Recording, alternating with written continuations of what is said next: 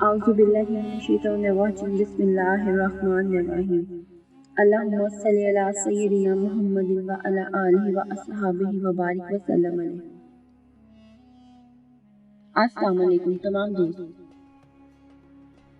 حضرت علی رضی اللہ تعالیٰ عنہ نے بیان فرمایا، ایک مرتبہ حضرت فاطمہ رضی اللہ تعالیٰ عنہ نبی کریم صلی اللہ علیہ وآلہ وسلم کی خدمت میں یہ شکایت لے کر حاضر ہوئی کہ گھر میں چکی پیسنے کی وجہ سے ان کے ہاتھوں میں بہت ہی تکلیف ہو گئی، یہاں تک کہ چھالے پڑ گئے۔ حضرت فاطمہ رضی اللہ تعالیٰ عنہ کو کسی نے بتایا تھا کہ والد محترم صلی اللہ علیہ وآلہ وسلم کے پاس کچھ لونڈیاں یا غلام قید ہو کر آئے ہیں، تو آپ سے ایک غلام لے لیں تاکہ گھر کے کاموں میں معاونت ہو سکے۔ اتفاق ایسا ہوا کہ حضرت فاطمہ رضی اللہ تعالیٰ عنہ جب اپنے گھر آئیں تو رسول اللہ صلی اللہ علیہ وآلہ وسلم اس وقت موجود نہ تھے،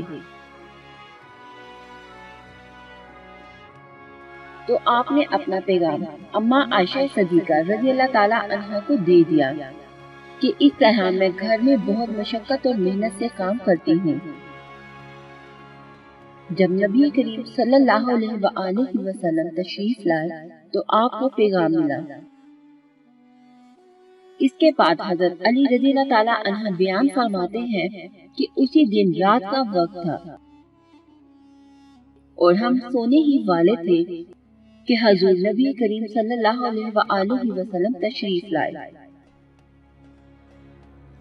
میں اپنے بستر سے اٹھ کر کھڑا ہونے ہی لگا تو آپ نے فرمایا ایسے ہی ٹھیک ہے، یعنی لیٹے رہنے میں کوئی حرج نہیں۔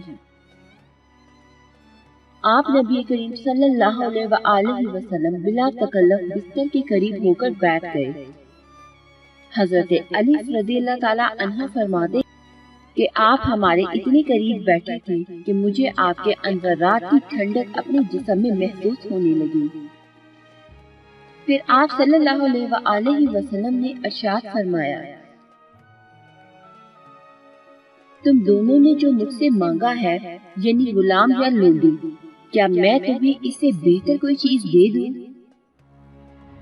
اور پھر نبی کریم صلی اللہ علیہ وآلہ وسلم نے وہ قیمتی چیزیں عطا کرتے ہوئے فرمایا، جب تم رات کو سونے لگو تو 33 مرتبہ سبحان اللہ کہو، 33 مرتبہ الحمدللہ کہو اور 34 مرتبہ اللہ اکبر کہو۔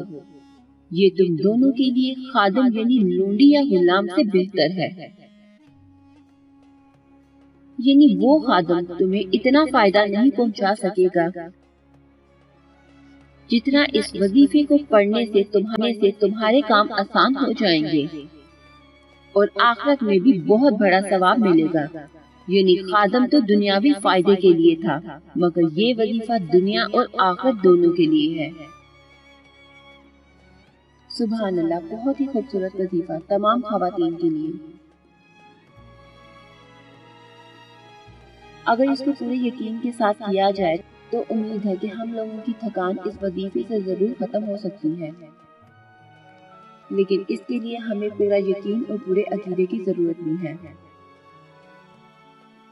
اس طرح کی اچھی انفارمیٹیو اسلامک ویڈیوز دیکھنے کے لیے ہمارے چینل کو سبسکرائب کریے۔ ملتے ہیں نیکسٹ ویڈیو میں۔ اللہ حافظ۔